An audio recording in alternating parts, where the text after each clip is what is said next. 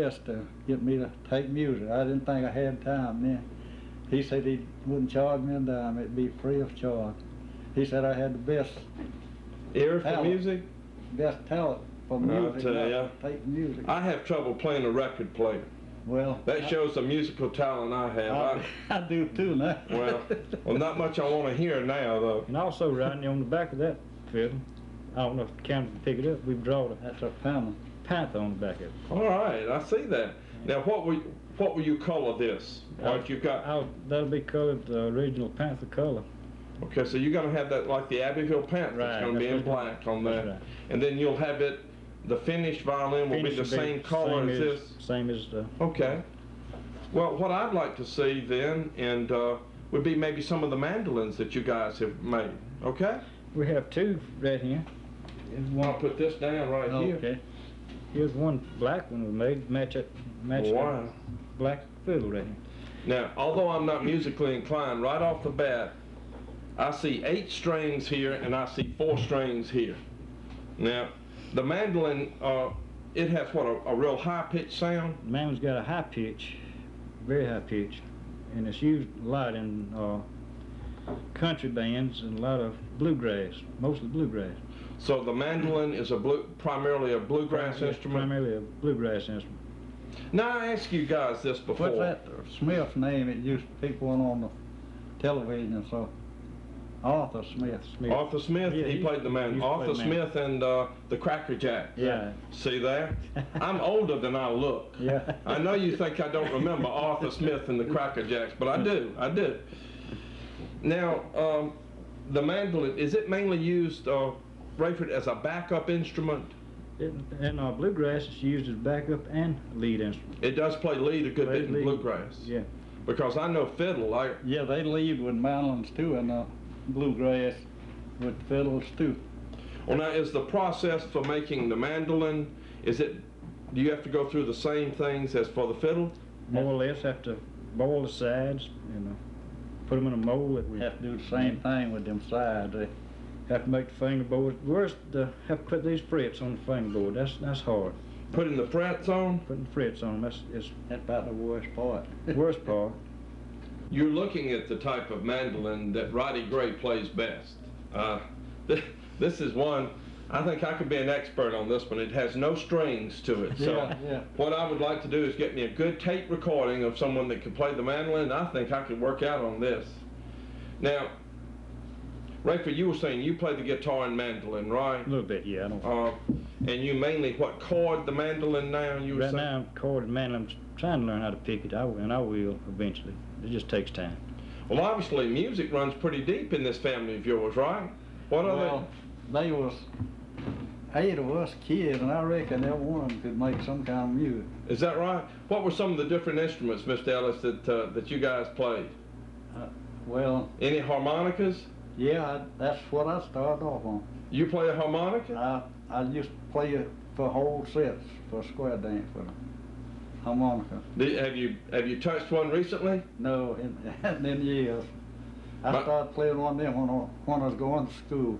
My son ordered from one of those catalogs where it was learn to play the blues harmonica, and he ordered that, but he didn't stick with it very long. Now we got our sisters. Some of our sisters play piano. And they took Started music. playing for They took music.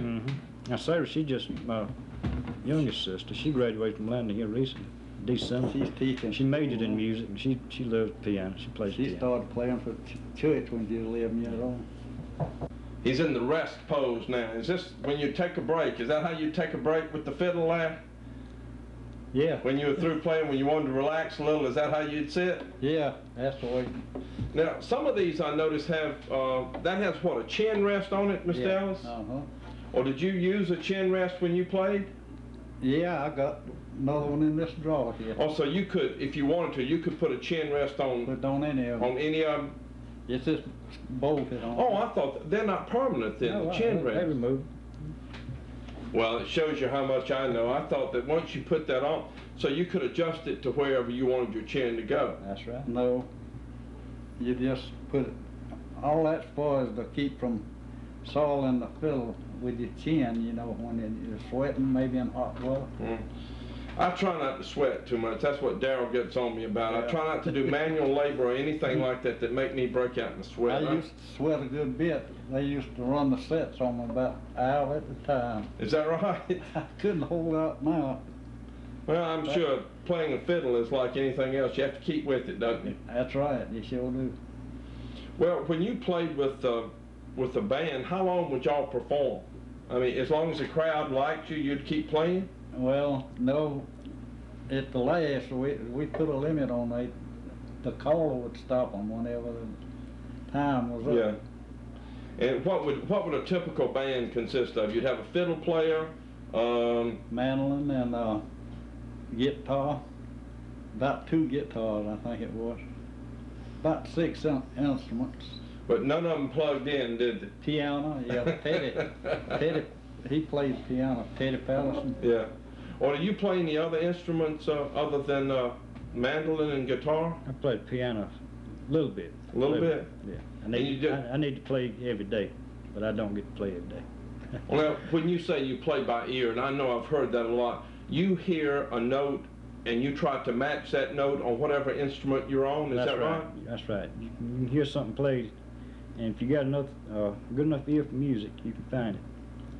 And you just keep going around to, and then once you find it, it's yours, That's is that right? You hardly ever forget it once you find the note that you hear. I used to buy records and learn by them. I get the sound of it. and So, I like if you wanted to play a certain song for a band, you try to get that record and you could listen to it then, and then you'd learn to play it from That's listening right. to the record. Uh-huh. That's right. That's kind of like learning to drive, isn't it? I don't. When did you find out that you had this talent, though? And I'm not trying to be facetious because everyone cannot play music by About ear. 16 or 17 years old. That's when you started? Yeah, I was playing for the Nancy when I was 17. What about you, Rayford? When did you start? Well, I'm 40 now. I was about 28 years old, 29 when I picked You were the guitar 28 up. before you started even So playing? it's never too late to learn. They all I'm not sure about that. I give him music, none of them wouldn't stick to it. So now they wish they had went on and taken. Well, I took piano for, I think, 6 years, Uh-huh. and they discovered I was probably best at moving the pianos.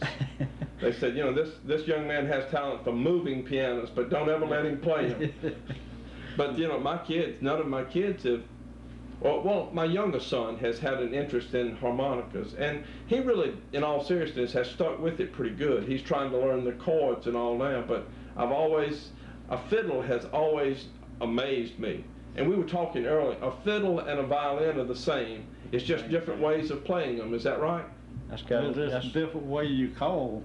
Yeah. What- Well, you play different music on them, I guess is what I'm saying, Oh, right? right. Yeah, more or less. Fiddles for country and bluegrass, violins for orchestra. Yeah. That's- You wouldn't come up to a country music band and say, I'd like to audition for you, I play violin. You would say, I play a mean fiddle, I'd like to see if I can fit in. That's right. That's right. Would you show us how it sounds a little bit? Now, I know you're out of touch with it, but make some noise out of that thing. This is J.D. Ellis here.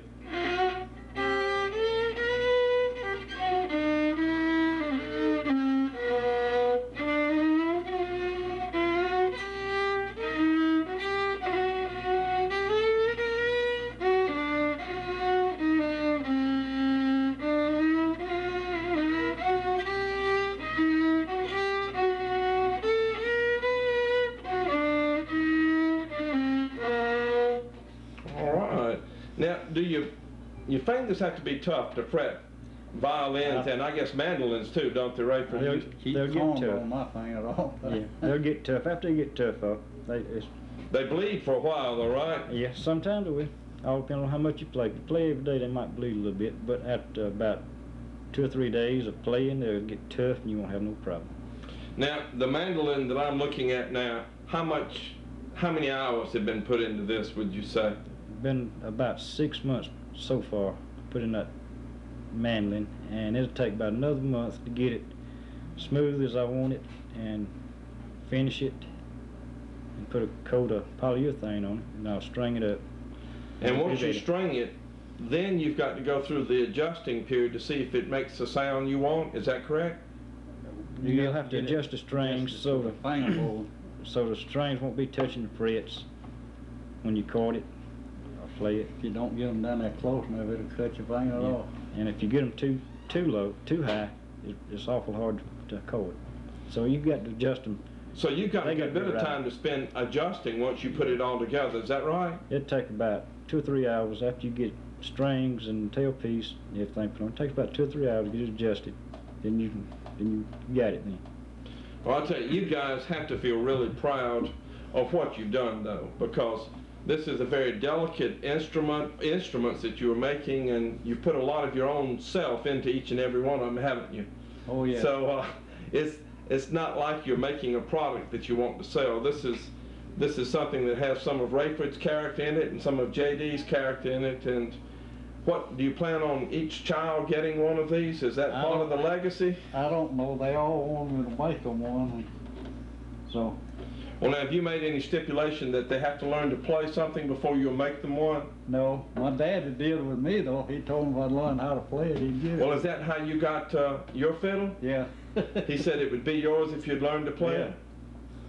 Well, this has really been interesting, fellas, and I appreciate you letting me come and spend some time with you. And I'm glad y'all come. anytime I have some extra time and I just want to fiddle around, would you mind if I came out here? Yeah, come out here anytime. Because I want to hear the two of you sometime now. When you're ready, let me know. Okay. I want to hear you on that fiddle, and I want to hear Rayford on the mandolin. Thanks again, and folks, thanks for watching. This is Rambling with Roddy.